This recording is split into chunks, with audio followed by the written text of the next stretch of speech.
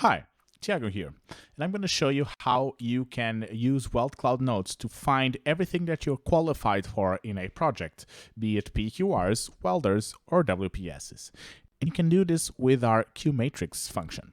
So what happens here is you create a new one.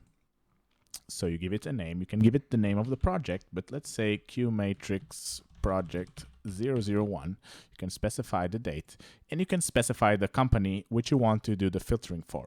If you leave it blank, it will search in through the whole database that exists inside of WeldCloud Notes. I'm going to click Save so that I can start introducing piping pieces. So I'm going to select the pipes that I'm going to weld. In this section right here, you click on this bar here. Let's say I'm going to find only S40. And I want, let's say, 1-inch pipes, S40. Let's say 2-inch pipes, S40. Let's go a little bit bigger now, 5-inch. And let's go with 8-inch. You add it here on the right. You can see it starts populating down here. Let's say 10.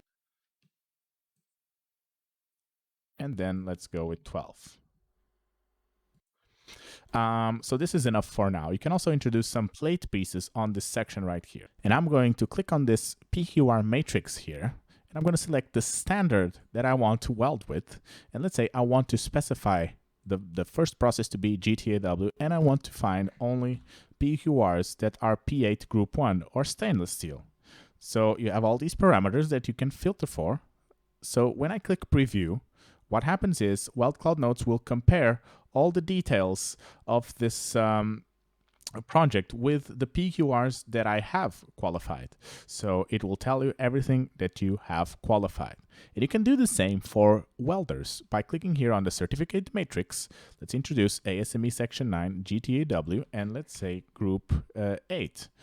And if you do welders here, click Preview, it will tell you all the welders that are qualified for this, and you'll see also the processes that these welders are qualified with.